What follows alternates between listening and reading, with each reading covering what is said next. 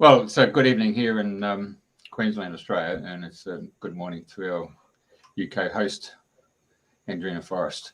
And for our friends across the ditch in New Zealand, obviously it's 10 o'clock at night. It's 9 o'clock in the UK. And as a result, I'll pass you over to Andrena because she's stumbled across For our friends across Mark the Harris. New Zealand, Yep. obviously it's 10 o'clock at night. So I'm trying to turn my phone off. Right. Oh gosh. Right. Good morning, everybody, and hello and welcome wherever you are in the world, or if you're listening into the replay.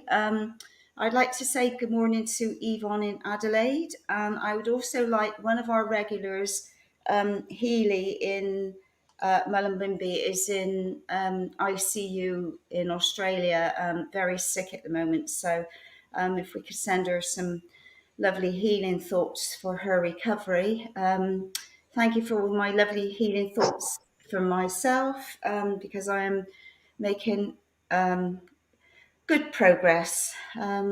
Anyway, today we have Mark Harris, who I met at a healing festival last July, and I was in agony with my hip. I could hardly walk, and came across Mark, and he was offering, I think it was 20-minute sessions just to talk about what was going on. Anyway, we had a talk. He had me on the couch, he had me by the feet, and he's swinging me like this. I can't remember what was going on, the trauma that was trapped in my hip at the time, but anyway, he addressed that, and I could recall the trauma. And anyway, then my sister went and had a session, and my friend, and we were all, well, it sorted out my hip. My hip was so much better. And then we'd taken Mark's details, and eventually over a period of time we got to see Mark again, and he came to us in Glastonbury, and there was 4 of us, and we all had sessions. And I have to say, I really like how Mark works, and he's made such a difference to my hip, because I was literally in agony. And anyway, I'm hip hooray now. I just have a little bit of a twinge now and again, but nothing compared to how I was suffering. Mark has many strings to his bow. He does so many things well, we've booked him to do a workshop next month. So I will hand the microphone over to you, Mark. Right. If you'd love to share how you've got into, I know you've had a military background and all sorts, and all the steps that have led you to all these different things that you're doing in now. So over to you. Thank you, Andrena, and hello to everybody wherever you are in the world. It's a very sunny morning here in the Brecon Beacons in South Wales. So I'm looking out the window at the little waterfall comes down the garden, lovely blue sky. The dogs are about to go out for a walk, and the cat is letting me know that she needs to have some food. How have I ended up doing what I'm doing? The short version is I describe it as a life in 2 halves. So I'm 58, and the first half of my life from 16 was being in the British Army, and then working for Devon and Cornwall Police, first as what they call a civilian communication officer. So my job was answering 999 telephone calls, people in urgent panic and fear, directing police vehicles where they needed to go.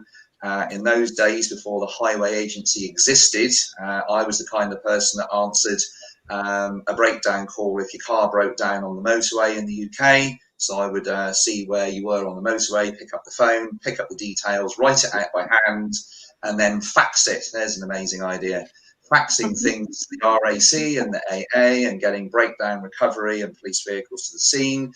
And from that, I moved into uniformed service as a constable, and I did all the usual attachments, like traffic attachments and CID and community policing, schools liaison.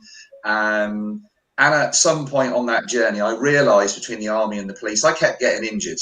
Not enough to hospitalise me for any lengthy period of time, but enough to kind of let me know that maybe I'm just not doing the right thing here. I used to get a bit sort of hacked off with it. And eventually I decided to leave the police career. Everybody says that's silly, it's a career, it's a pension, all the usual stuff. And I'm going, yeah, but this is, I feel like a square peg in a round hole. The best way to describe it, my army and my police time, was I was exceptionally good at what I did, and I hated every single minute of it. It was like I just did not fit into the structure, the organizations, the ethos, the culture. There was everything about it that just I did not feel comfortable with in any way, shape or form. And at that point, I resigned, I left, I moved from the south of England up to the north of Scotland. And he's just left us. He did say that where he is in Beacon. No, he did say that in the Welsh borders there, isn't he? So that's funny, him talking about start of his career, because when I started mine, I worked in the telephone exchange, and I used to answer the emergency calls as well. So that took me back. We used to use, in my next job in communication, we used a fax machine. Right, so fax machines, telex machines, yeah, they're all there, weren't they? Yeah, I mean, most people wouldn't even know what that was unless you're the older brigade. So anyway, here he comes. He's back in. There you go. Yeah. So there is Wales does have an internet. Yeah. That's all right. Yeah, absolutely. It's the pigeons flying by. So having moved to Scotland, I had a go at living the life. I was renting a cottage on the edge of a huge mountainous area. I was walking into the woods every day, cutting my own wood, doing all manner of part-time jobs, driving lorries, whatever it was, anything to make money, but just make life a bit simpler along the way. And whilst I was doing this, I got a bit into photography. I did a bit of work as a mountain guide, a hill guide. I had a qualification in taking people out of doors. So I spent quite a few years, especially the summer season, taking people out of doors. And one of my jobs was taking people to film locations. People would be going, oh, where was Local Hero filmed? Where was Braveheart filmed? And all these kinds of things. I would take people to some of the scenes that were filmed up in the Highlands, so they could see where it was out on the Isle of Skye. And I started carrying a camera, and I began to take quite a lot of pictures. And I had no training in photography, but I realized I took some quite good pictures because I was out and about at times of day and times of night when other people maybe weren't. And I started a little photography business and began to sell pictures. And one day I was with my partner at the time, and I was taking pictures in a wooded area at the back of what was a community more than a school. She knew the wife of the deputy head there. And I came back, I saw this outdoor equipment, and I came back, and over lunch I said, I used to work with all that stuff in the army, and when I was an instructor with the Army Cadet Force. And he went, well, that's really interesting, because we've been looking for someone to maybe take this on. And the next thing I know, I've been interviewed and recruited, and I'm now working as an unqualified social worker, what they call a house parent, at a residential school for emotionally behaviour disturbed young people aged between 10 and 17. And my job was to engage them in outdoor activities. And sometimes it was just engagement to get them out of doors, get them doing physical things. And other times they were very much based on trust activities. And as part of this, I had a choice of undertaking a qualification in social work or attending the local college, which was connected to the University of Stirling, and I could do an HND in social sciences. And I decided to do the HND in social sciences. And my little joke with my friends and family was that I used to go to the college and the university and do the theory, and then I used to go to the school and I would see everything in practice. So I had to do things like developmental psychology, philosophy, social policy, social history were some of the subjects that we did. And I could go to the school and see all of the different things going on. And I began to develop a particular way of working, and one of the I didn't know this at the time. This was told to me many years later. But on one particular evening, I had about 20 of these very sort of fragmented, very disorganized young people, and I'd taken them to this place called the Den, which was this big outdoor play area. And for about 2 hours, as the sun was setting it into the darkness, I'm quite successfully managing, without thinking about it, I'm quite happily managing 20 of these young people. And eventually we go back up to the main school at 9 o'clock at night, because it's residential. It's now time for cocoa and supper and start the bedtime routine. And I find some of the staff up there not quite panicking, but very, very concerned about where have half of the school gone, and there's only one member of staff with them. And they were absolutely amazed that I had managed to hold these to 20 kids. And I said, well, basically, we went and played. And I realized I was playing. It was almost like we were a gang, and I was like the leader of the gang. And I realized that partway through. And that was my first step in really reflecting upon what I did and why I did it, and maybe where I didn't fit in. That was the first time I really reflected upon that. Most people sort of think about their day or their week, or they make decisions based upon how the day has gone, what I call kind of the Trustpilot view, the Witch magazine view of the world, which is you speak to someone and they recommend it and you go, well, that must be good, so I'll try that, I'll buy this, I'll go there. But I began to reflect upon, why I did what I did, why I reacted the way that I reacted. And I realized that some of the children in the school were almost like mirrors to me. And I thought, that's a bit interesting. So that was that phase. And while I was at the school, I developed, I'd always had an interest in first aid. And I began to do some work for the British Red Cross in Inverness as a volunteer. And very soon I found myself being streamed on specialist courses. It was dovetailing into my military stuff about first aid being applied in remote situations, which many people in Australia will be very familiar with, no doubt, and in New Zealand and other places, the greater ranges of the world. It's where you don't have immediate help. You can't just call up and an ambulance turns up in 8 or 11 minutes. So you have to do the basics very well. You don't have to know an awful lot, but you have to do the basics well. I began to move into that. And as a result, I set up my own little training company. And as a result of that, I began to subcontract to the Red Cross. I began to run courses at the school. And eventually I left my job at the school and I was running this company. And that's what then took me full time into the British Red Cross as a commercial training manager. I had the largest area in the UK. I had the whole of the Highland and Islands, except for Shetland and Orkney. That was all of my patch. So Harris and Lewis, all these islands out on the west coast. And I had the least head of population in the UK. And I was the guy that was responsible for all of the health and safety and commercial training in that part of the UK. And from that, I went on a kind of promotion. And I came all the way back to the south of England to Bristol. Where I was then responsible for the counties of Wiltshire, Avon and Gloucestershire and the city of Bristol. That was a completely different ball game. The number of people, the infrastructure, the pluses and minuses of lots of infrastructure, but it's really hard to get around when you're driving on the A4 trying to get to places.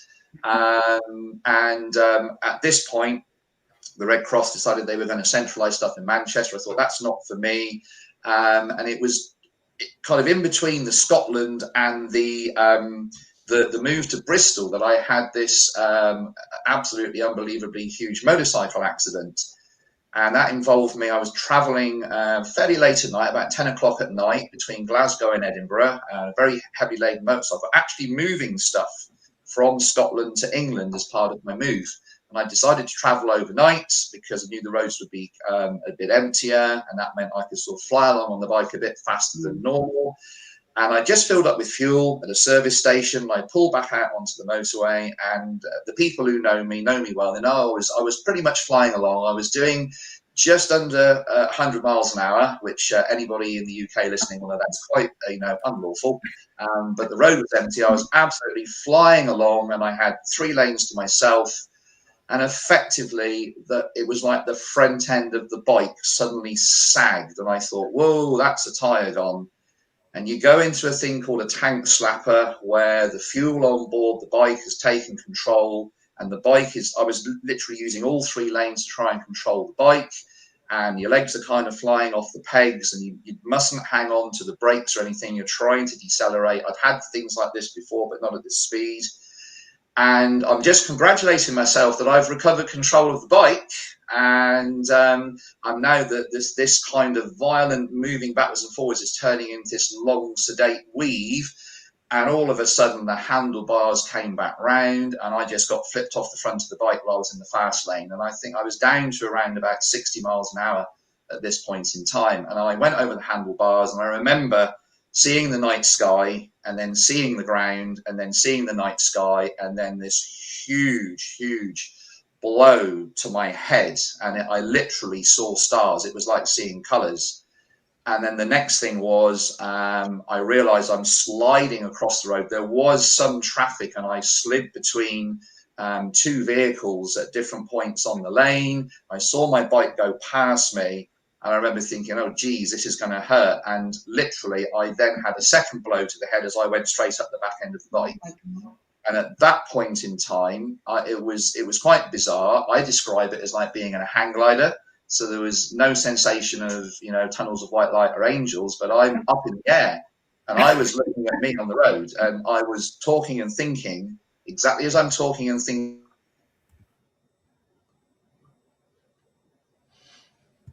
Looks like he's going again.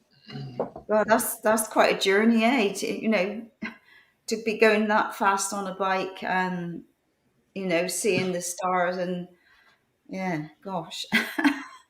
I mean, we've done 100 miles an hour with a guy called yeah. Harris. I'm just checking. Andrena, are we still there? Yeah. We've got a voice. You might have had frozen, but we can hear your audio.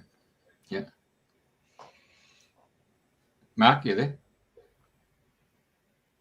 Yeah. There you go. That's okay, so a little bit of buffering going on there, the wonders of modern technology. Yeah, so I was literally up in the air. And when I mean I'm up in the air, it was like being on a microlight or a hang glider, because I was gradually getting this huge view of the land. Even though it was dark, it was like I'm looking down. It was like I was in a plane. And I'm looking down, but I realize I'm gradually moving further up. And my view of the world is getting bigger and bigger and bigger and bigger. And I'm gradually, me and the remains of the bike are just like a little dot on the hard shoulder on the edge of the road. I can see the cars going through. I can see all the wreckage from the bike. I can see where all my personal possessions that have been strapped in great big panniers, tank bag, they're scattered all over the road, and vehicles driving through it. And as I was going up, I had this sudden thought, and it was almost like there was this... I'd been separated for many, many years from my first wife, who had my family with my children. And as I was floating up, I remember thinking it'd be really sad for my kids to grow up and, just not have a dad around should they want to come and see me. And at that point, I stopped going up. And there was this time, now I'm kind of like hanging, just waiting, and I'm looking down, and I'm rotating around like I'm in a parachute, and I'm just getting this 360-degree view of the world. But I'm now thinking. And the next thing was, I had this overwhelming sensation that there was something that I had come to do. And it wasn't necessarily anything sensational or spectacular, but what mattered was I hadn't done it. I'd arrived, I'd come to do something, and I had not done what I was supposed to have done. In this moment, I have this sudden realization that my whole life has been a distraction, that I've got so tied up in the physical world and all of its nuances and all of its petty matters that we think matter, and actually maybe they don't matter as much as what we think, or maybe they don't matter at all. And at the moment I thought that, it was like I was coming back down in a lift, and it was so tangible. I remember thinking I was going to hit the road again, and it was going to hurt. And I remember trying to shut my eyes. And the next thing that happened was I thought I was having a dream. And I remember lying on something and thinking, cool, the bed is really hard tonight. What an uncomfortable bed. I'm not sure where I am, but this bed is absolutely terrible. I think we're just buffering there again, is it? No, Yeah. Yeah. And at this point, I physically open my eyes, and I'm aware of lots and lots of colours.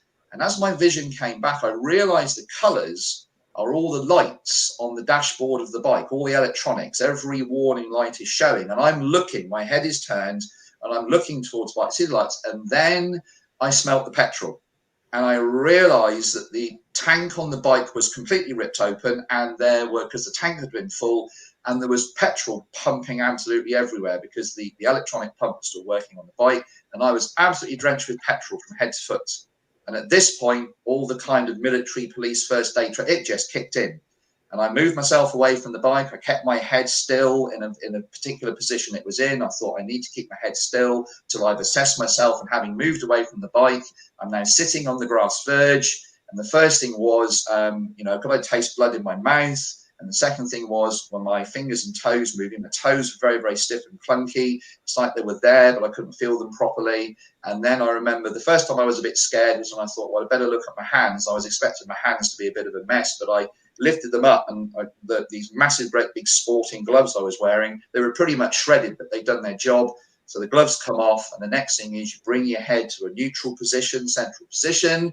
And at this point, I then say, right, I need to breathe. So very carefully remove the safety helmet, correct procedure for a potential neck spinal injury. Now I can breathe. I look at the helmet, and it was what they call a Gold Star racing helmet, sort of a carbon Kevlar fiber helmet. And the side that my face had gone along the ground, it was nearly sheared off. And I was looking at this thinking, geez, it's like, I am so lucky at this point. Someone is really looking after me. And then the series of really bizarre things happen. I realize, several vehicles are going through, nobody is stopping. And I think in those days, it was just a simple old, little Nokia mobile phone. That was the cutting edge of technology. And I think I'm going to have to make my own phone call. So I ended up very carefully standing up, and then I'm walking up the hard shoulder, and I realized that it might be drunk. If I wanted to take a step, I had to really take a deep breath. I had to literally look at my legs and make them move like a conscious effort. So I knew there was a problem. Find the piece of equipment where the phone was. I pick up the phone and I phone for an ambulance and have a bit of an interesting discussion with the dispatcher, because I'm going, I think I've just had a big accident on the motorway. They thought I was drunk, and I'm going, no, I'm not drunk. I have seriously had this really big accident. So we get an ambulance on. Then I phone the police and tell them the same thing. And then I sat down again. And then there's a little bit of a blank, a little bit of a gap. And the next thing I remember, there was a car had pulled up in front of me. And there was an elderly couple got out of the car. And they looked absolutely terrible. And I become concerned for them. And I'm saying, are you okay? And they're saying, are you okay? And I said, yeah, I've just had that big crash back there if you've just driven through it, with the stuff all over the motorway. And the woman comes up, and I can't do Scots accents, but she had a very, very, very broad Glaswegian accent. But she says, oh, son, she says, I want to give you a hug. She says, but I'm afraid it might break you. And that was the first time that I had a little bit of a wobble and had a few little tears at that point in time. It was like, oh, someone's now looking after me. And the guy was in front of me, and he says, what do we do? And all I could think of saying was, I said, look, if I become unconscious, you've got to lie me on my side in something called a recovery position. You've got to keep my airway clear. And the guy says, what's that? And I said, it's like a child asleep in bed on their side. That's what came to me. I said, it's like a child asleep in bed on the side. I said, you must lie me on my side, and please try and keep my nose in line with the center of my chest. I said, you've got to try and keep my head and my neck still.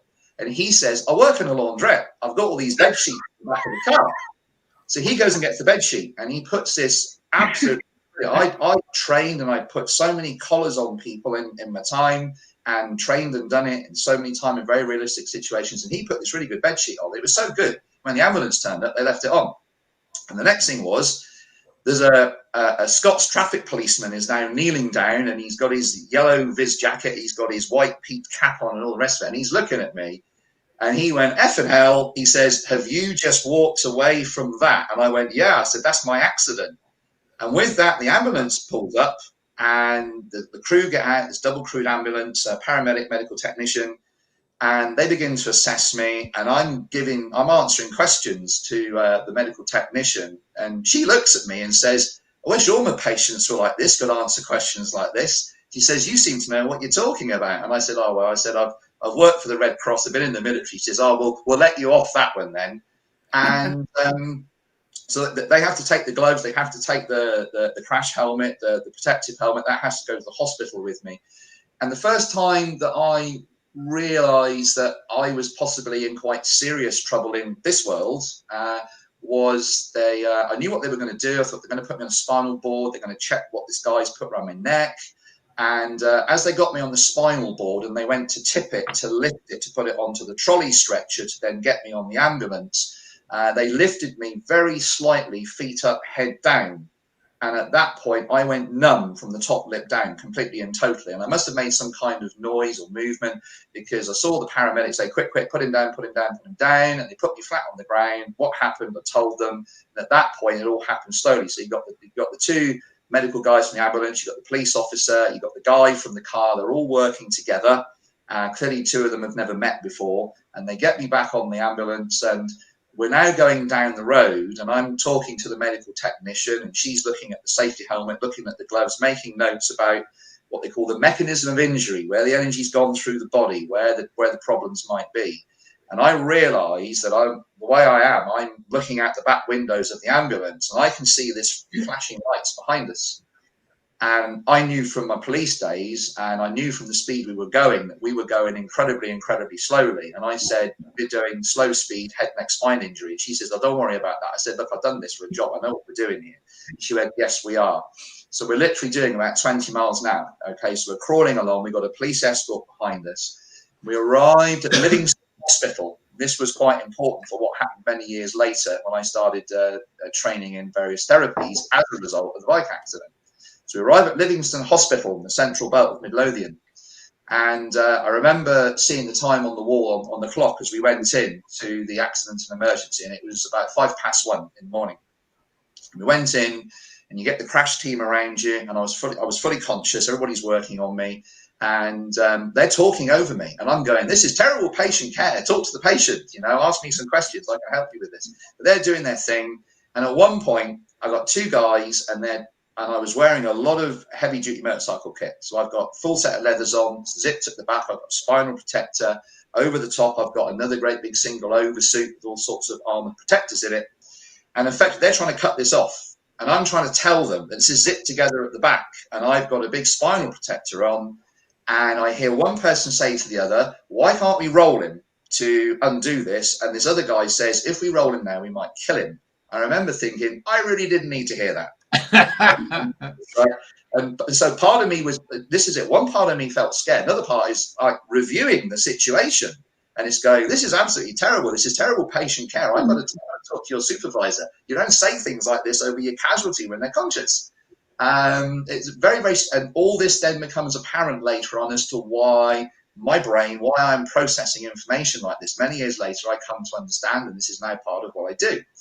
And effectively, they then decide that I'm in too bad a state to take me to X-ray or to go and get a CT scan. They can't do it.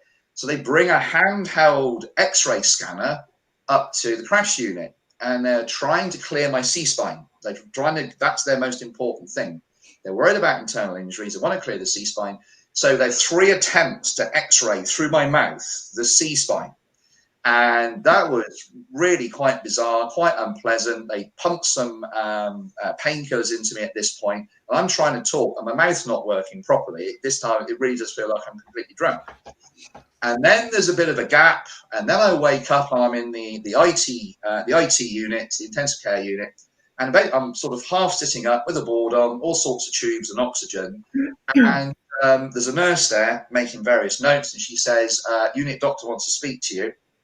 And this is about 5 o'clock in the morning now. I've obviously been out for the count for a while.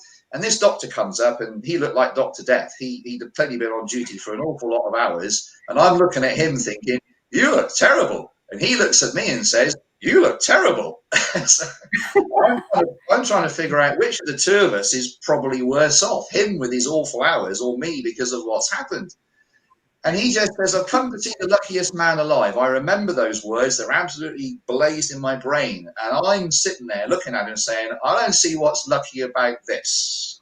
And at the time, I was at the end of a relationship. I've crashed my bike, which is my only mode of transport. And now I'm thinking, I've probably lost my job because at least I'm going to be off for a long, long time on sick pay. So I'm not going to get full money. So my brain's on this kind of program.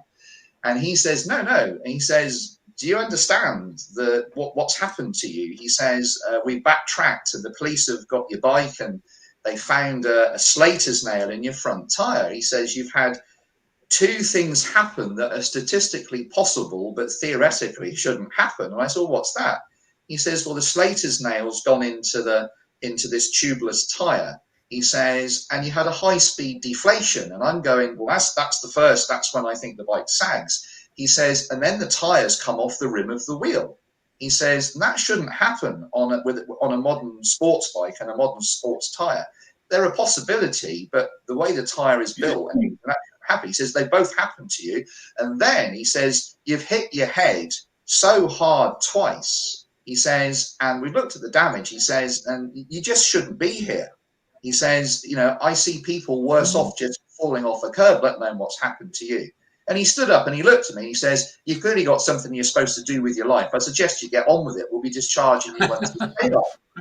And that was the scariest thing of the whole night, was this person, this doctor, saying these words. And I'm thinking, geez, what do you mean? You know, what do you mean? So, okay, I'm lucky to survive. And my arm and legs were really, really stiff. The next thing that happens is my best mate comes down from the north of Scotland. He walks into the IT unit. He's got 2 Magnum ice creams, and he says, which one do you want, mate? Sort of thing. Do you want the strawberry one? Do you want the mint one? And that was my arrival back in, you know, normal reality. My great jokey mate who worked in the oil industry, I just said goodbye to because I was moving to the south of England. And now I find myself back in his house. And that's this incident all sort of packaged up. And I didn't go off and become a Buddhist or go and decide I've got to go and live in an ashram or anything at all like that. I just put this experience in this little box. And I thought, I need to remember this because there's clearly way more to me in life, which I'd always suspected. I'd always suspected that, but I just need to put this in a little box and just get on with a grounded life. So I found myself back at work in Bristol, all sorts of special stuff in place because I couldn't move around properly. I had a huge amount of soft tissue damage, a huge amount of compression in my spine, lots of neck problems, lots of headaches. But essentially, from modern medicine's point of view, there was no need for me to be in hospital at that point. Lots of physio, which helped a bit. And then it was almost like you get discharged and away you go. You're no longer... The hospital no longer needs to have you on their books, so to speak, as a current patient. And I went back to riding motorbikes. My therapy was to buy the bike back from the insurance company that was absolutely trashed. And over an entire winter, I rebuilt the bike. I bought all the bits. And the first time I rode that bike again, it was 8 months after the accident. It was the following year. And I rode the bike for its annual, what we call an MOT in the UK. And having done that, I thought, right, I'm now going to sell the bike up front, go to a dealer and show them all the paperwork, show them the fact's going to write off. And I sold the bike and I bought myself another bike, the bike I'd always wanted. But I realised I was a little bit tentative riding it. So I go and enrol on a police riding scheme. And I find myself talking to people whose job I used to do many years previously. And we're out one day. I'm on a one-to-one with a police rider and I do an overtaking maneuver and I pull back in and he pulls up behind me and I say, how was that? And he says, you're a really good bike rider, mate. He says, don't let the accident put you off. He says, you actually just need to just be a bit more grounded with the riding. So I go back to riding motorbikes. I rode bikes across Europe. I did come off again several times, but nothing on that scale. But as time went by, I began to get this stiffness back in my hands. I began to get this stiffness in my neck. I used to do a lot of rock climbing. I couldn't rock climb anymore because I'd lost all the pinch and pull power in this hand. So I'd taken up paddle sports instead. But I could never hold a paddle properly in this hand. Lots of things didn't work properly with this hand. And eventually, I'm running my own big training company and I'm in London and I'm teaching people how to teach. And I'm going to take a little break in a moment and allow Andrena to ask some questions. But this is the tipping point to what I do now. So I've got this history of the army, the police, working as an outdoor instructor, working with these kids in the school, running my own business, which is quite stressful. Very successful, but very stressful. Working for the Red Cross, successful, but stressful. This big bike accident, partway through the Red Cross period. Now I'm lecturing in colleges. I've learned how to teach. I'm primarily teaching first aid, health and safety, but also the things I learned on my HND. So I'm teaching how to teach. I'm teaching psychology. I'm teaching philosophy and social studies. and life skills in colleges. And so I go everywhere on my motorbike, and I got this stiffness setting in. And there I am in London, and I'm running a 5-day basic teaching how to teach course for people who want to teach things like bushcraft and survival and outdoor first aid, remote and first aid. That's the context. And I'm on day 3. It's very hot. I was hydrated. I had plenty of food inside me. And afternoon break, I go to stand up, and my legs were a little bit sluggish. And I looked at the people in the room, and I suddenly couldn't remember anything. My mind was completely blank. And I'm looking at these people thinking, who are you? And I'm thinking, who am I? And I'm looking around the room going, where am I? And so this is like having a seizure. This is like having an aneurysm, a small stroke, all these kind of things. But I was fully aware. I knew I was in the room. I knew I was breathing. Everything's working fine, except I don't know who I am and what I'm doing. And I look down, and I see all my teaching lesson plans and notes, and I see this handwriting, and I go, whose writing is that? And eventually, by just staring at the writing, I gradually begin to recognize my writing, and I remember who I am, and I remember why I'm in the room. And I say to the people, ever so sorry about that, little bit of a moment. So we carry on. But at the end of the week, I thought I ought to go and get this checked out. So I drive from London to the West Country, where I go and see my parents. Then I'm driving to Gloucestershire, so quite a lot of driving involved, but I'm driving very carefully now. I'm really paying attention. I've not got the radio on, and in those days I would have had the mobile phone in the car. I haven't got the mobile on or anything like that. I'm concentrating on the driving as though I'm learning to drive, and I'm driving much slower than normal. I go and teach in a college. I'm actually teaching a basic health and safety course, and on the last day of the course, I've been sitting on a table. I go to stand up, my legs don't move, and I just fell over on the floor. It was almost like that crash, and I'm on the floor. And the people in the room are going, are you okay? And I'm going, yeah, I think I'm okay. I'll just wait here for a minute. And I know my legs will work in a moment. And eventually my legs work. And I pulled myself up, and I sat on the desk, and I finished teaching, because I'm concerned. These people have paid to be there. So my concern is that they get top dollar in what they're doing. And so I finished teaching, and then I very carefully go and get a cup of coffee. And then I very carefully drive all the way back to Scotland over 2 days where I lived. And I go and say to my wife at this point, so I'm now married, and I say to her, look, this is what's happened. And she says, well, you better go and see the doctor. So I go and see my doctor. He goes, oh, you're a bit tired. He says, he looked at a few notes, and he says, I'll give you some diazepam to calm yourself down. I said, I don't need diazepam, mate. I said, I want to know why I can't remember who I am. Well, my legs don't work. That diazepam doesn't help with that.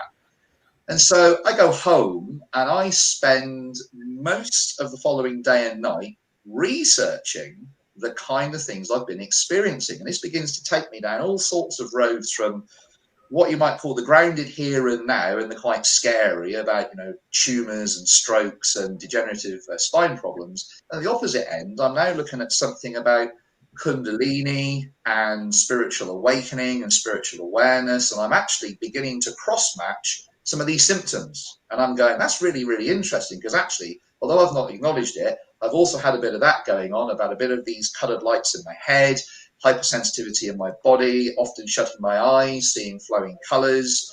And I'm thinking, so there's a bit more going on here. So I basically write a list of, this is the things that I need. And I showed it to my wife, and she laughed, and she says, well, a hospital's not going to give you that. You can't just phone up and ask them. I said, that's what I need.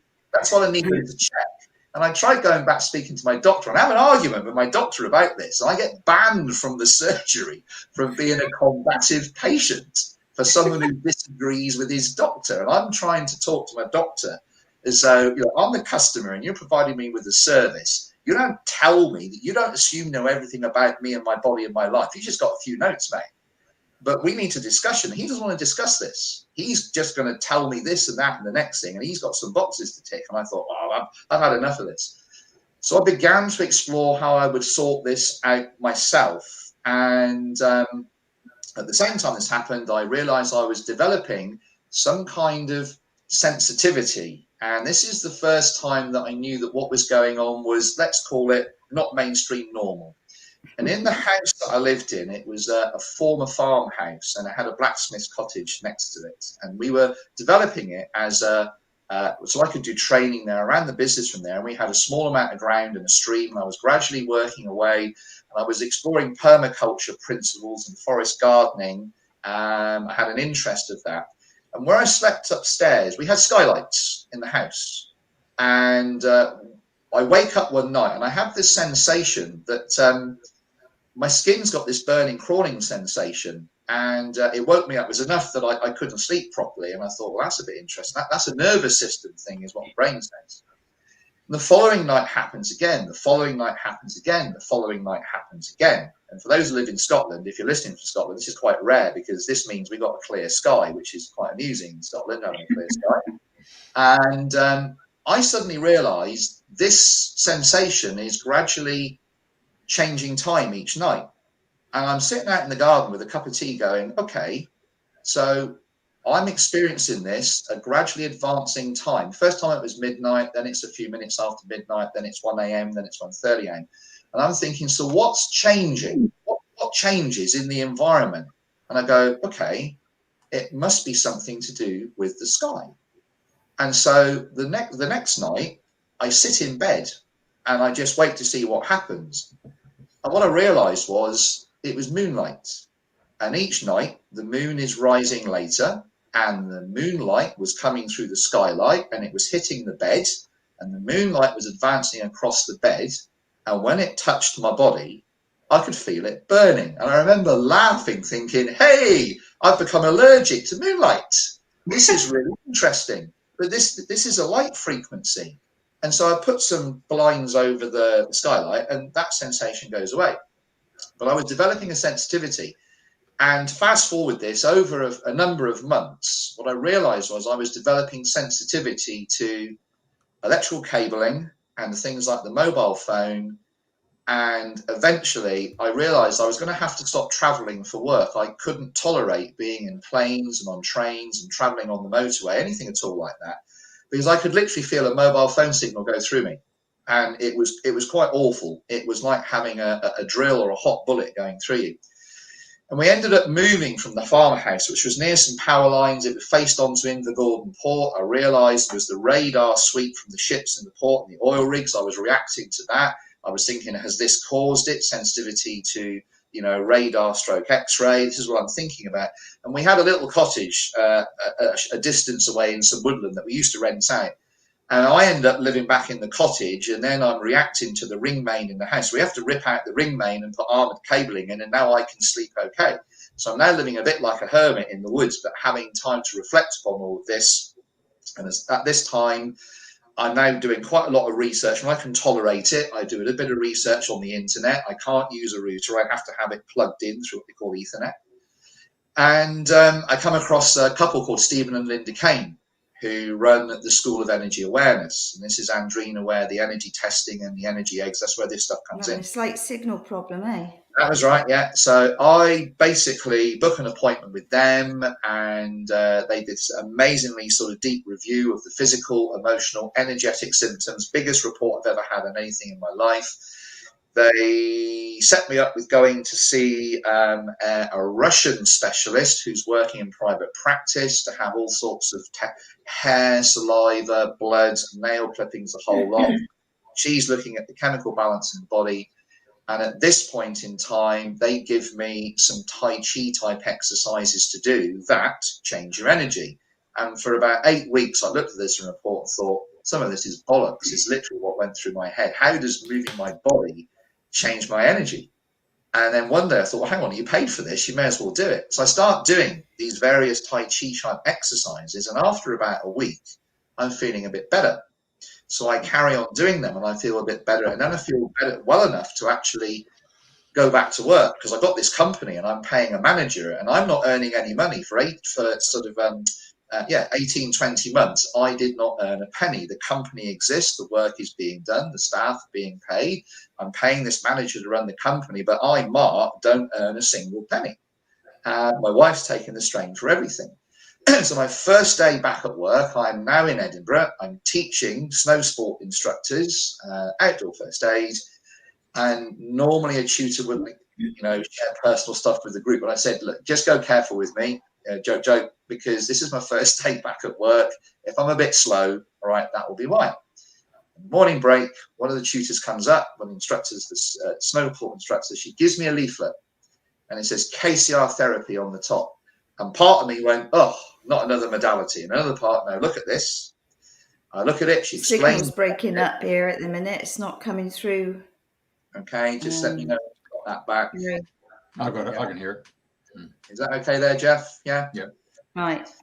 So essentially, she gives me this leaflet and she says, let me give you a taster session. And I was a bit tentative about getting involved in another modality because I knew my system was very, very sensitive. I knew that cranial sacral therapy was working well.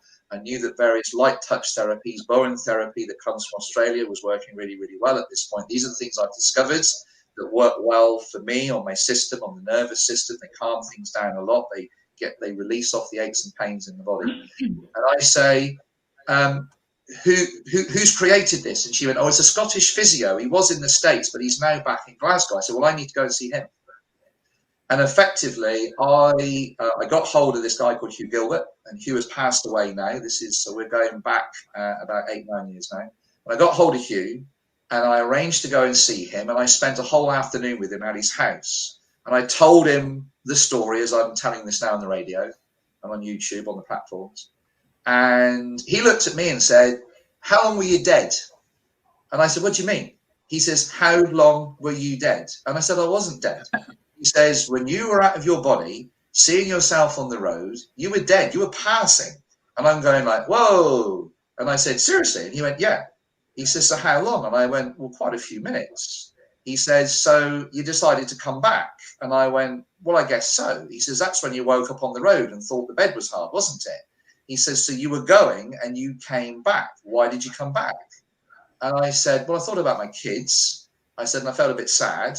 I said, and then I thought there was something I was supposed to do. And it wasn't necessarily, anything fantastic, like, start a religion or anything like that. But it was like, I just hadn't done it. And he said, right, that's why we're sitting in the room. And he says to me, he was holding my hands at the time. And he said, what was the last thing you were doing before you went over the handlebars of the bike? And I went like, yeah, like being scared, man.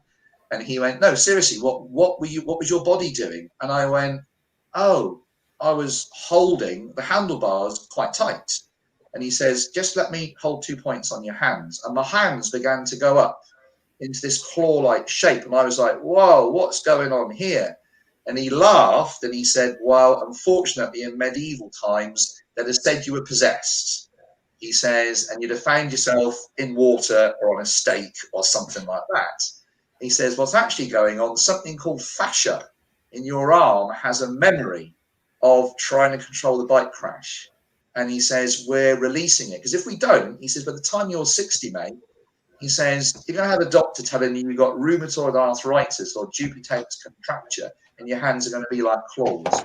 And he began to release. And in that moment, I flashed back into going over the handlebars of the bike. When he finished working on me, I said, hey, look, could I learn how to do this? And he went, absolutely. And that was the start of what I now do and how I met Andrena at the show in Somerset about 9 years after this man had worked on my hands and sorted all of this out. So Andrena, okay, I'll let that go back to yourself and Jeff for a moment. And so you can think of any questions you maybe want to ask on that. Yeah, fascinating, Mark. Gosh, what a journey you've been on. But the last bit, the signal was coming and going, and Jeff was coming on and off. And so, can you just backtrack that you mentioned you saw somebody and he held your hands, and then he connected to when you went off the bike, and he picked up on the trauma or a past life thing. So, can you just go back on that a little bit?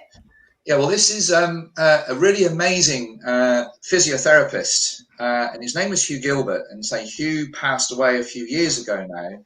But essentially, Hugh had his own journey through life. He started as a football physio in the late 60s in Glasgow, been born in the Gorbals, or born very close to that, very rough area of Glasgow. He'd had quite a tough upbringing, but he went into this football physio, and he had what you call, a normal business. He's good at what he did, and eventually he went to the United States and was, I think he was Canada, United States. It was Canada, and effectively he began to develop various sort of protocols and procedures that were getting very, very good results. So he had this gift, he had this talent, and he has his own story. He's written about that in a book called Free the Unicorn, which is Hugh's story.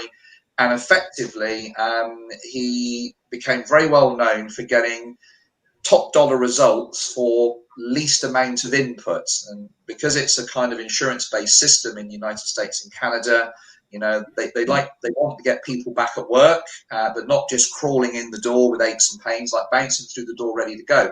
And Hugh had realized that if you took some mainstream mobilizations and stretches and you did them in a certain order, you got the maximum result. And he had it sort of evaluated, reviewed. It was what is known as a gold standard. In other words, it would take X number of sessions with Hugh versus Y number of sessions of normal physio, or Z number of sessions with a chiropractor and osteopath. And he developed this protocol, and then he retired and he came back to Scotland. And his partner, Jane, at the time had said, look, you can't just park this up. You really ought to do something with it. So he effectively designed a protocol and realized that you didn't have to be a physio or an osteopath with all this training. If you just followed the protocol, you could follow the mobilizations and stretches with guidance, and that he could train an ordinary person to get some really outstanding results. So he began to develop it and run these courses. And this is how the snow sports instructor, who was also a massage therapist, she was a Polish lady, she'd actually been, as part of her massage training, she'd gone on one of his courses. That's how I then come by the leaflet. So looking back now, we would say these are the magnetic pushes and pulls of the law of attraction. This is how spirit and soul works in opening doorways and bringing things to your attention, but you have to notice it. Right, I just think that, Jeff, can you still hear me at all? Yeah, loud and clear. Yeah, it was just at a slight buffer there. So it's through observing the synchronicity, observing the use of free will, that you have to see these opportunities and go, is this telling me to not do something? Is this telling me to do something? There's clearly something, I've had my attention drawn to something. And I just knew that having a short session with the massage therapist wasn't the right thing. I knew I needed to go and see this guy that had created this modality. And so I'm in Hugh's house, and we'd had the discussion about, well, how long you've been dead, which I'd never thought about it in that perspective whatsoever. I'm going and came back. And so it's when Hugh basically had taken hold of my hands. What he was doing was, a form of myofascial release. This wasn't actually a KCR move. He just held my hands, but by holding them, he triggered the memory in the fascia in the arms. And that's how they then undid. And because as they were undoing, I flashed back to hanging onto the bike, going over the handlebars of the bike, and it's released. And that's when I say to him, well, could I learn how to do this? Like, do you have to be a doctor, a physio? Do you have to do like 6 years training? And he's going, no, come along and you start at KCR level 1. And I did all the different levels, and I went and did the accreditation. Hugh used to do a personal accreditation, and I did that accreditation with him. And he said to me, as I was doing this, he says, you're good at doing this. He says, you really need to go and explore the world of fascia. Okay, myofascial release, all the different names that it's given around the world. You need to go and explore that. And that's what I've done. And I went from doing the KCR therapy, I had the mobilizations and stretches, and that moved me on to doing myofascial release, which I did in the UK with an amazing lady called Jan Arthur.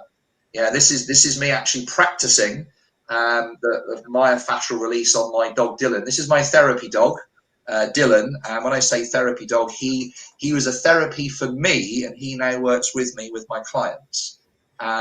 So I've got my hands above and below, and I'm actually working on his diaphragm there. So by light touch and holding down, because he's always pulling on his lead and he likes to chase squirrels and pheasants and things like that, he gets a bit tight around there. So I'm just holding that area, and I'm allowing the fascia to then release. It wants to do what it wants to do, and I'm following the fascia with my hands.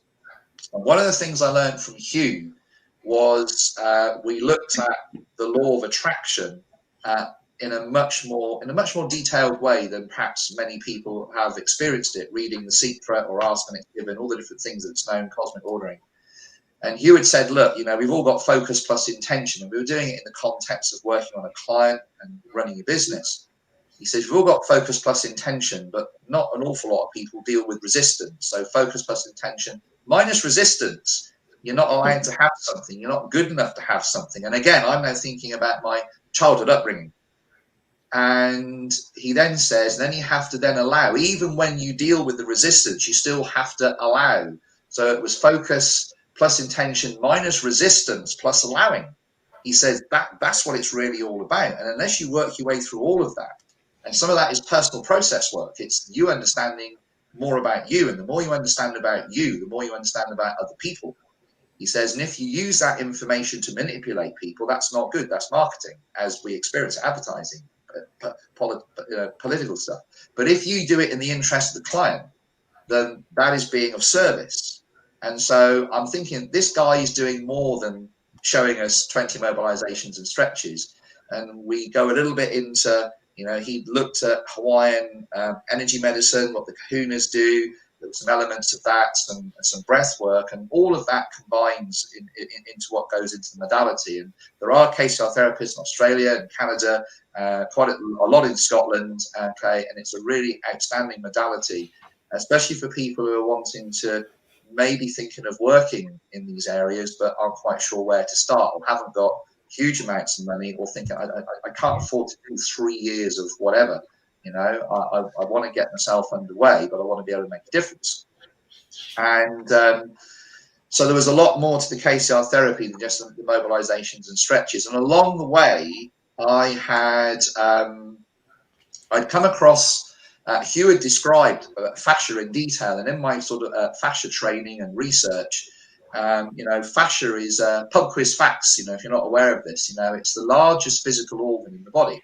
There's 64,000 miles of it, and when you see it with the eye, when I'd seen events in the police and the army where people were injured or worse, and you could see inside the body, you could see this silver sheet when you go past a butcher's shop or the butcher's counter in the supermarket. Meat often has this silvery sheen to it, and that silvery sheen is fascia. Okay, and to the naked eye, it looks like cling film. You look at it under a microscope, electron microscope, you see it's collagen fiber tubes. You look at it really closely, you see the tubes are hollow. They're made of collagen, and it's got crystalline water in it, and it has nutrients and toxins, but really importantly, it has photons and biophotons of light. And these photons and biophotons of light are vibrating. Signal breaking up again. Yeah, they're exiting and leaving all of the time. And this is how memory gets stuck in tissue in the body, because light contains data. Light holds information. That's why the fiber optic cable brings information to your house for the internet. And so light holds information. And so the light inside the fascia in the body holds all sorts of information, not just what you've experienced. It holds information from your ancestors. It holds information from previous personalities. In other words, the different body that's occupied the space that you think you occupy. And so you've got the energy system that's just carrying on forward. It's always there. The physical body changes inside it. We might refer to that as a past life for some people. I call it a previous personality, because I'm unique. I've never been here before myself, personally.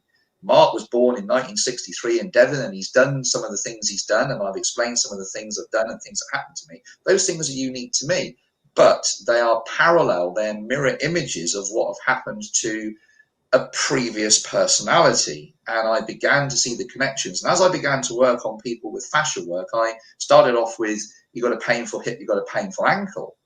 And then I began to realize that if I looked very carefully, I began to see impressions of shapes and images. And there would be, well, there's a lump of metal sticking out of that.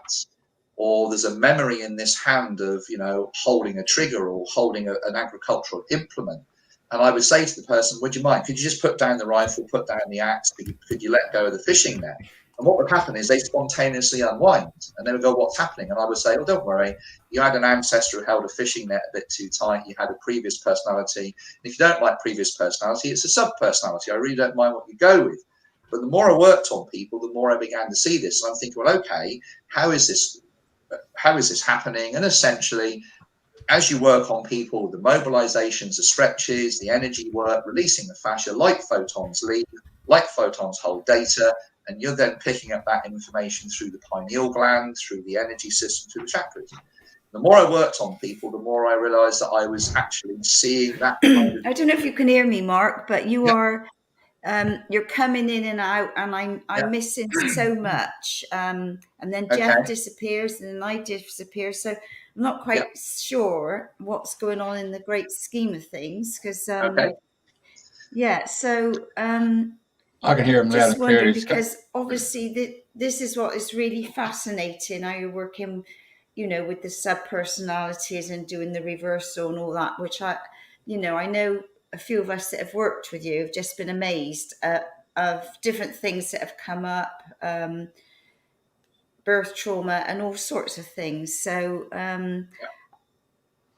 so because you keep disappearing in and out, I'm just wondering if, like, we stop the broadcast now because we've been going for an hour. Yeah. But I'm just wondering if we can get you back another time and maybe somewhere else.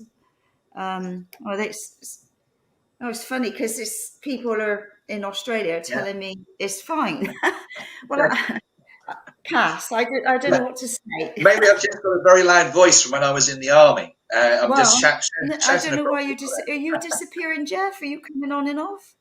No, we're going live out of the control unit, which is here in the studio. So we're going live, and it's going to all the different sites. So if you like, Andrena, you can actually go onto your browser and just say, "What's my speed?"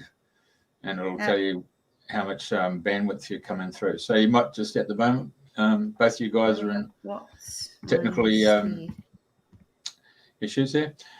But while you're doing that, just Andrena, give me a second, folks. Well, you do that, and Mark can continue on with the fact that you're now going to set up a school, a college of psychic studies. Yeah. Yeah. Andrena, just it's taken a long time to find my speed. Well, then you've got a problem. Yeah, so you've got a bandwidth where you are in the UK. Yeah. Right. Okay. So, all right. Well, it's still trying to find my speed, which in symbolic, I've been ill for weeks with a virus of some sort. I am better, but I am still. There's room for more improvement. Put it that way. Yeah. I've got some different things. Oh well, that's good. It's in Australia. It must be me. It's always. I mean, just sort of going back. So, if I was going to summarise what I do is, so along the way, I've got all this, this military police background. It's very, very structured, very protocol oriented. But one of the things that it was important in all the roles I did in those organisations, and certainly at the special school and certainly Red Cross, was its interactions with people, and it was beginning to observe people's actions, reactions, lack of reactions sometimes.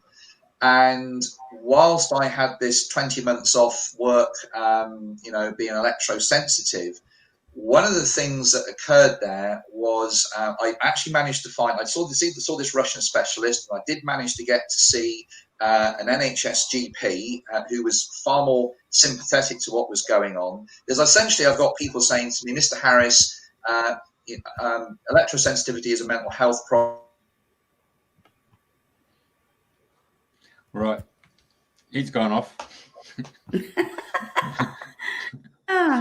Over there in Wales. I tell you what, I find it really fascinating, only from the fact that I've worked with Mark, and so have my friends, and some of the traumas that I've been through, that when I had my first son, we both nearly lost our lives. It was just touch and go.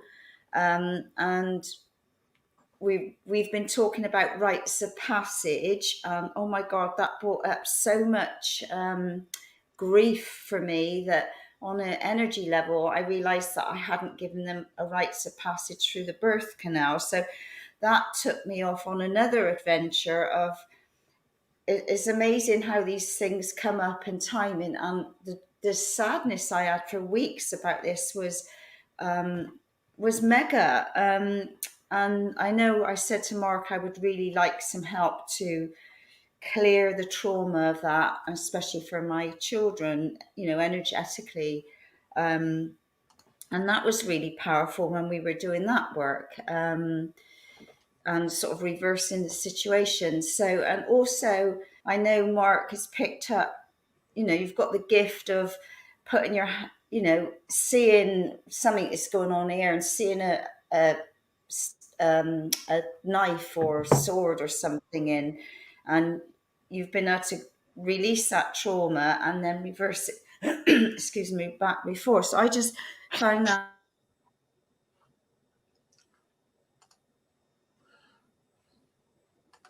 There you go, Mark. You might come back. Yeah.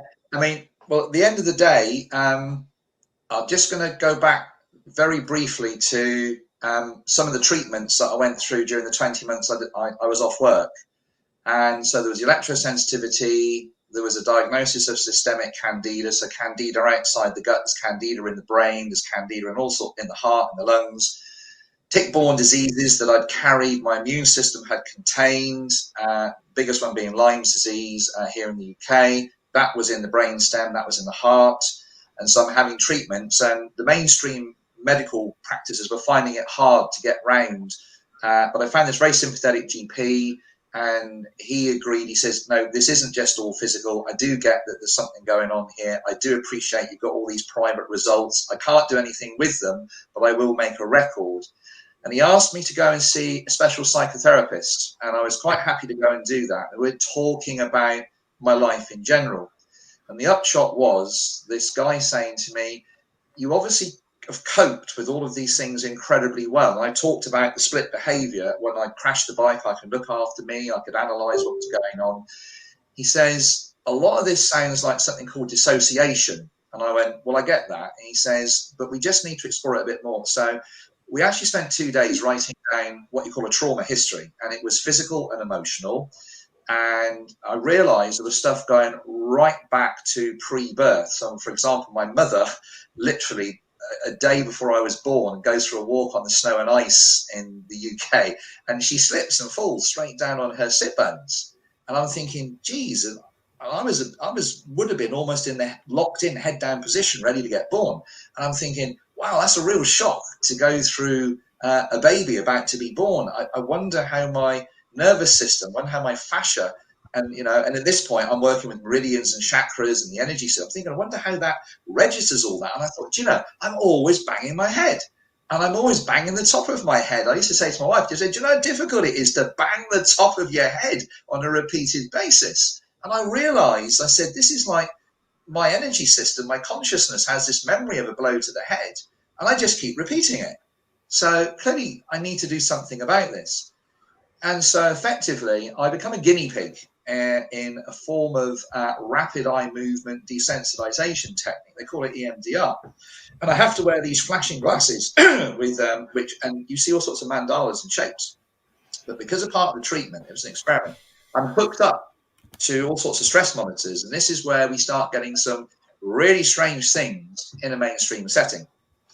And so what would happen is they'd say, can you talk about something, talk about your bike crash, talk about stuff in the army and the police. I'd talk about it for 20 minutes. And then on a wall was a screen, and there were 2 lines across it. And this guy, he was absolutely amazing. I'm so glad. There were certain key people. There's Hugh Gilbert, this guy called Peter Carr up in Scotland. And he looked at that and he says, right, Mark, he says, those 2 lines up there are your 2 brain hemispheres. He says, and you might notice that they're acting like 2 separate people. They're like a man and a woman who don't communicate. I said, well, I get that. And he says, and this is dissociation. And he leans across, he looks at me, he says, and if you were a shaman, you'd call that soul loss.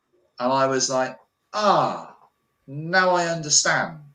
We're now talking about the same thing from 2 different perspectives. I said, so what do we do? And he says, we've got to get those lines touching. He says, but when those lines touch, you'll experience emotion that you've kept bottled up. But this is why you've been able to do the jobs that you've done. I went, great.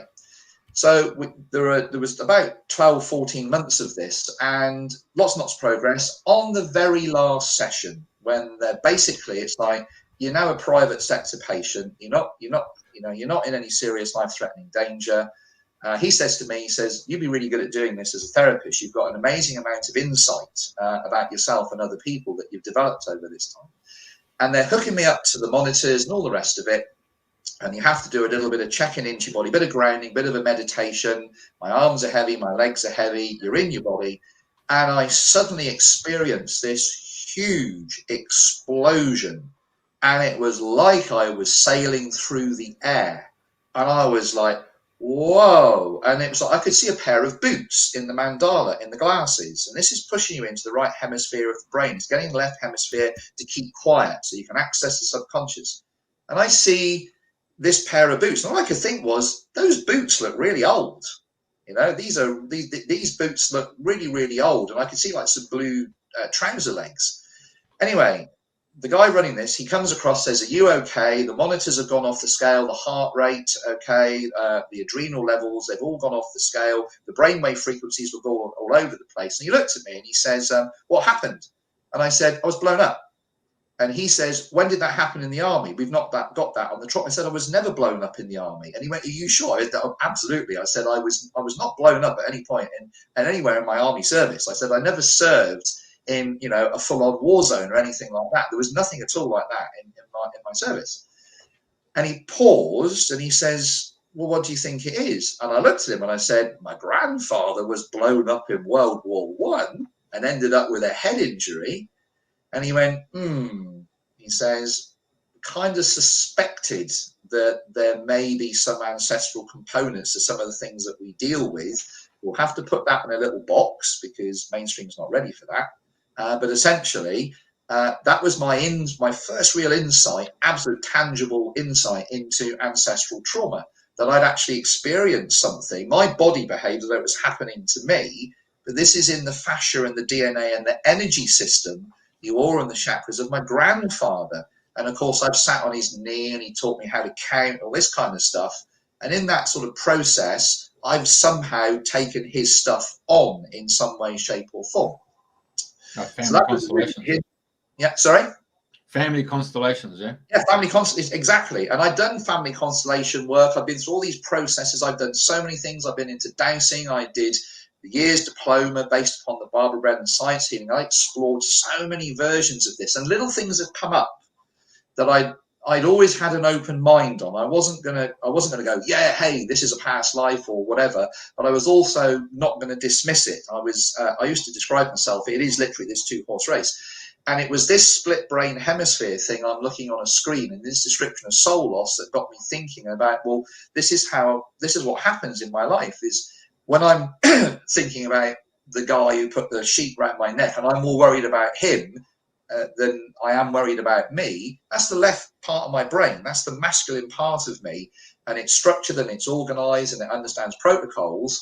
When you move across into the hemisphere of the brain and you open the gateway to the subconscious, where we ended up was that what I sort of realized, and I didn't read this anywhere, nobody taught me this on a course, it was just a series of realizations, which is what I was doing was brain hemisphere hopping. And it depended which brain hemisphere in was how I processed the information at a kind of, not at an intellectual level, but at an energetic level. And this led me to realizing when I was working on people that if they're in the left hemisphere of the brain, they would turn up and go, look, I've got a painful shoulder, I've got a painful neck. The trigger point therapy, whatever it was, and we could fix that. But I would get these impressions and sensations. I realized if I could help people get into the other brain hemisphere, when you're in the right brain hemisphere, that's behaving with no boundaries. There's no time, there's no distance, there's no spatial understanding. So in other words, when you're in the right hemisphere of your brain, you're hypersensitive, you're energy sensitive, you are able to access information that you wouldn't normally access. And it's behaving as though every event in your life is still going on. So you're being conceived, you're gestating, you're being born, and every event that had happened in your life is still going on. What I realized was, in a very shamanic way, I'd done a little bit of shamanic training, not a great big year-long course. I'd done various workshops. I just realized was that if we froze the event and went back to it, if we got you to reverse the event, if we got you to put the objects down, the fascia was behaving as though this was still going on. And when we did that, the fascia would release and the light photons begin to move round. The person gets a flashback or an insight. The energy field gets bigger. The chakra spins faster. And at that point, hormone levels change, blood and oxygen levels change. So that's basically how I work now. And the biggest thing I work with is the birth trauma, because most people, the aches and pains and the psychological that they have now and the energy disruption stuff, it's all birth stuff. And if you've been born with a cord around your neck, if you've had a forceps delivery, if you've had a cesarean delivery, the memory of that is in your fascia and in the memory of mum. And it's things like, I worked on people. I had someone, this is how this started. I had someone and I'm saying, she's got this back pain. And I'm saying, have you had an epidural? Have you had a spinal block? And she went, no. And I said, well, your spine's behaving as though you are, so we'll release it. And she said, I was born by cesarean and my mother had the spinal block. And I realized in that moment in time that the baby connected to mum via the umbilical cord is that the baby's fascia is behaving the same as the mother's fascia. So even though she's not had the spinal block, her body, her psychology, her nervous system, her energy system is better. Like I said, can you just imagine some needles coming out of your back? And the whole back releases and unwinds and went click, click, click, click, click. And so if you're in the left brain hemisphere, Mark does about 10 or 12 different modalities or interventions. If you're in the right brain hemisphere, I do the same thing 12 different ways. Okay. And as far as I'm concerned, I'm just working with fascia and energy, but I've got 12 different ways of doing it. And I'll try and match it to the patient or the animal, to the dog or to the horse or whatever else, the cat that I'm actually working on. So I'm not sure how much of that you got, Andrena. Does that, just looking at the first situation there, was that okay for you, not a lot. I don't know what's happening because I've never had this problem here before. Okay. So I'm going to have to listen to the replay. Okay. I know from my own experience with you, because I had a lot of epidurals, because I think I mentioned I was going to have a natural childbirth. I was not going to have gas, I remember that. gas in hair. I was in labor for 23 hours and my son had stitches. I had stitches everywhere. And oh God, what a carry on. Anyway, yeah, so clearing all the epidurals out the spine, we did a lot of that, excuse me, and so much more. And yeah, just amazing. So I really do, you know, they say when the student is ready, the teacher appears. And, you know, you came into mine and a few others' lives at the right time. And I know I took a friend when we were in Torquay.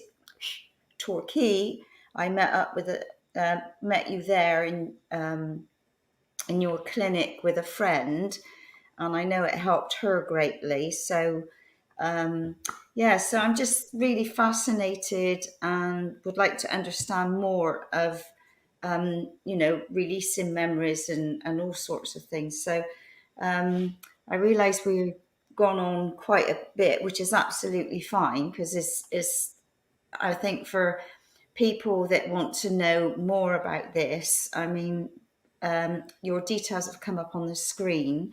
You have got some workshops booked. So yeah, fascinating. I just find it really amazing. And this is where we are now, to clear on a deep, deep level so that we can be of service to go forward to help more people that are struggling with different things. So awesome. Thank you very much for sharing all these wonderful things. Yeah, that's fine. And it's just to let people know that, you know, I can work from a distance. When I say work from a distance, I can work from Skype and Zoom and FaceTime, and I can work from photographs. I prefer to have you know, a live interaction. I can work from photographs, so I can release stuff from photographs. And I've got a nice set of magnetic mats and red light therapy units and all sorts of stuff that will help release fascia and trauma. But it's best done sort of live. So if you're in Australia, I'm not in Australia. You know, don't think that you can't you know, access some of the things that I'm able to help you with. But at the same time, you'll have some very talented therapists in Australia And I know you've got Steve Richardson holographic kinetics. If those who aren't aware of that, go and look it up. I met Steve. I did some work. Steve worked on me. It was part of my journey. I had some sessions with people he trained in the UK. He came to the UK. I met him. It quite fundamentally, although I haven't trained in the modality, it does influence what I do. You've got KCR therapists in Australia. You've got Bowen therapy. You have Emmett therapy, Rolfing. They're all the different names that this work is done. I won't be the only person that is working multimodal with this at the end of the day. And so I'm taking a little bit of this and a little bit of that and matching it to the client. And the best way to describe it is most modalities, the client presents to the practitioner, to the therapist, to the doctor, whatever, and the person they presented to does something to them. And what I'm trying to do, I'm trying to get people to do this themselves. So there's a whole list of self-help techniques about scanning your body, dropping inside, releasing stuff yourself, and it mimics, it copies many other modalities at the end of the day. But your bottom line is this, which is the more you allow the light you're looking for is inside you. Yes, it comes from outside, but the light you're looking for is inside you. It's these light photons inside. You know, an angel is a photon of light traveling at an angle that hits your pineal gland that gives you a message from God, from spirit, from the void, from great mystery. And that gives you information about what to do, where to go, what not to do. You know, spirit is saying, go here, don't go there, do this, don't do that. And that's how you begin to say, live the dream. You know, you dream the dream, then you live the dream. And effectively, the bigger your energy field becomes and the faster the chakras spin and the more you repair the damage and the foreign energy that accumulated in it. You know, foreign energies are belief systems, they're behaviors, but they're also literally lumps of consciousness from times and places, some of which you have no knowledge of. You don't even know that they're there.